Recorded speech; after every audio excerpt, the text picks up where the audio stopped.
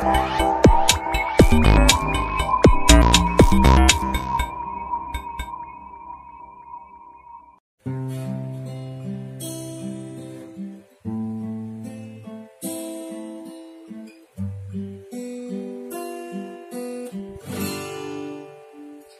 have decided to follow Jesus. I have decided to follow Jesus. I have decided to follow Jesus. No turning back, no turning back.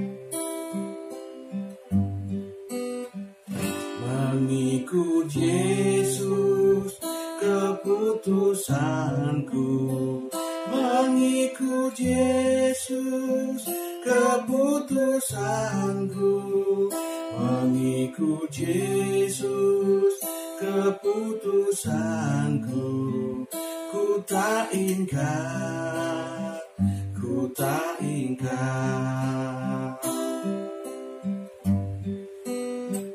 Tetap ku ikut walau sendiri, tetap ku ikut walau sendiri, tetap ku ikut walau sendiri. Ku tak ingkar, ku tak ingkar.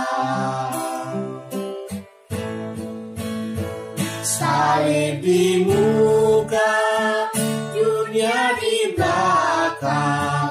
Salib di muka, dunia di belakang. Salib di muka, dunia di belakang. Ku tak ingkar, ku tak ingkar, ku tak ingkar, ku tak ingkar. Jemaat yang dikasihi Tuhan Yesus Kristus, Shalom Aleichem. Apa kabar? Semoga saudara semua dalam keadaan baik dan tetap bersemangat bersama Tuhan. Firman Tuhan yang mendasari renungan kita terambil dari Injil Markus pasal 8 ayat 34 yang demikian. Lalu Yesus memanggil orang banyak dan murid-muridnya dan berkata kepada mereka, "Setiap orang yang mau mengikut aku, ia harus menyangkal dirinya, memikul salibnya, dan mengikut aku." Demikianlah firman Tuhan. Berbahagialah setiap orang yang mendengar firman Tuhan dan yang memeliharanya. Firman ini diucapkan oleh Tuhan Yesus setelah dia mengajar bahwa anak manusia harus menanggung banyak penderitaan dan ditolak oleh imam-imam kepala dan ahli-ahli Taurat, lalu dibunuh dan bangkit sesudah 3 hari. Tuhan Yesus menegur Petrus dengan keras karena Petrus menolak pernyataan Tuhan Yesus itu. Petrus hanya memikirkan apa yang dipikirkan manusia, bukan yang dipikirkan Allah. Lalu apa yang dikehendaki Tuhan Yesus bagi kita sebagai murid-muridnya? Tuhan Yesus mengatakan, setiap orang yang mau mengikut aku, ia harus menyangkal dirinya, memikul salibnya, dan mengikut aku. Ada harga yang harus dibayar untuk mengikut Tuhan Yesus. Pertama, menyangkal diri, berarti mau mematikan keinginan dan hawa nafsu diri sendiri. Kedua, memikul salib, artinya mau mengikut teladan Kristus yang rela berkorban bagi orang lain. Dan ketiga, mau setia mengikut Kristus. Tema renungan kita hari ini, mengikut Yesus, keputusanku. Mengingatkan kita bahwa kita pernah menyatakan komitmen untuk menjadi pengikut Tuhan Yesus. Kapan kita pernah menyatakan komitmen mau menjadi murid Tuhan Yesus? Mungkin saudara pernah berdoa, berjanji mau mengikut Tuhan Yesus. Ketika saudara dibaptis dan mengaku percaya, atau ketika saudara diteguhkan atau ditahbis menjadi pejabat gerejawi untuk melayani umat. Saat itulah komitmen kepada Tuhan dengan segenap hati mau mengikut Tuhan Yesus.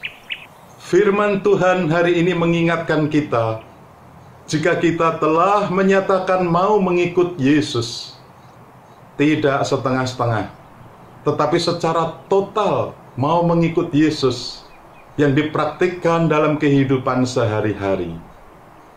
Di awal renungan ini kita telah mendengar persembahan pujian dari keluarga anggota jemaat GKI Kuitang yang berjudul I Have Decided to Follow Jesus. Sebuah himne Kristen berasal dari Assam, India, yang saat ini kita kenal mengikut Yesus, keputusanku. Ternyata ada kisah menarik tentang nyanyian ini. Diceritakan bahwa pada saat terjadi kebangunan rohani besar-besaran di Eropa pada tahun 1800-an, ada banyak misionaris yang pergi memberitakan Injil ke seluruh dunia. Beberapa misionaris Inggris tiba di Assam, India bagian timur laut. Di sana ada beberapa suku primitif yang masih memiliki kebiasaan kanibalisme. Tentu tidak mudah para misionaris membawa Injil kasih Kristus kepada mereka. Namun ada seorang pria dari suku Garu yang bernama Nokseng, beserta istri dan kedua anaknya menjadi percaya dan menerima Kristus. Kemudian berdampak beberapa keluarga lain juga menjadi percaya. Hal ini membuat kepala suku menjadi marah dan memerintahkan memanggil Nokseng dan keluarganya untuk diadili di hadapan masyarakat di alun-alun. Kepala suku itu mengangkat tombaknya dan mengancam supaya Nokseng dan keluarganya meninggalkan iman mereka. Namun Nokseng mengatakan kalimat dari lagu yang diciptakannya ketika ia pertama kali mengenal Yesus. I have decided to follow Jesus. No turning back. Aku telah memutuskan untuk mengikut Yesus. Aku tidak akan mengingkari. Mendengar kalimat ini, sang kepala suku menjadi makin marah.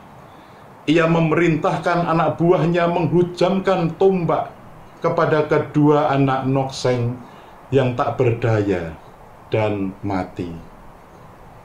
Kemudian sang kepala suku kembali mengatakan, jika kamu tidak mau meninggalkan imanmu itu, bukan hanya anakmu yang mati, istrimu juga akan mati.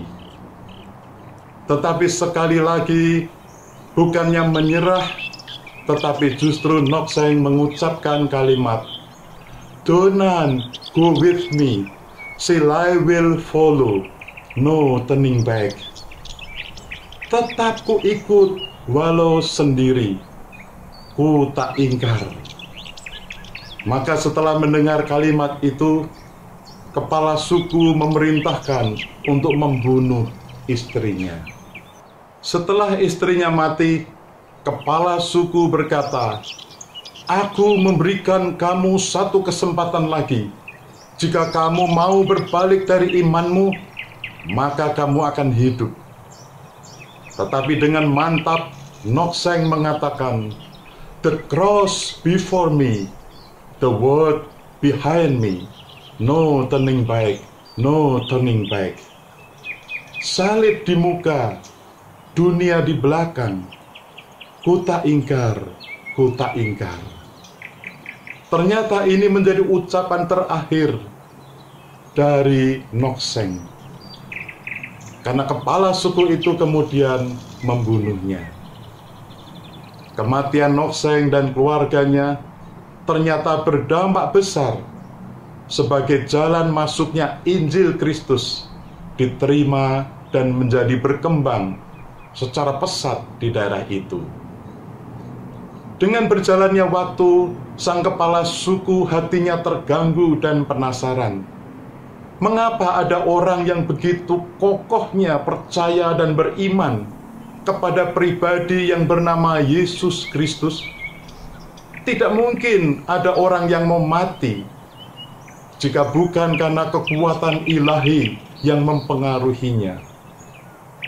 Rasa penasaran ini membawa kepala suku itu pada akhirnya bertemu secara pribadi dengan Kristus ketika ia membaca Injil dan menjadi percaya karena kesaksian hidup keluarga yang telah ia bantai. Ia lalu memanggil seluruh rakyatnya untuk berkumpul di alun-alun desa itu dan menyatakan imannya kepada Yesus di hadapan seluruh rakyatnya.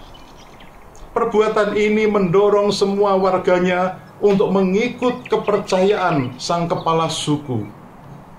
Sejak saat itu, kekristenan menjadi berkembang pesat di daerah itu. Hari ini, Meghalaya adalah wilayah yang subur di timur laut India dan merupakan salah satu dari 3 negara bagian India dengan mayoritas Kristen. Hampir 90% dari suku Garo adalah orang Kristen. Puji Tuhan. Saudara-saudara, rupanya komitmen Nok-seng dan keluarganya telah menjadi berkat bagi banyak orang. Bagaimana dengan komitmen saudara menjadi pengikut Yesus? Kiranya firman Tuhan pada minggu-minggu Prapaskah ini mendorong kita untuk semakin menghayati panggilan, menyangkal diri, memikul salib, dan setia mengikut Kristus. Kiranya Tuhan menolong kita. Amin. Mari kita berdoa. Allah Bapa yang di surga, puji syukur dan terima kasih firman-Mu mengingatkan kami untuk berkomitmen menjadi pengikut Kristus.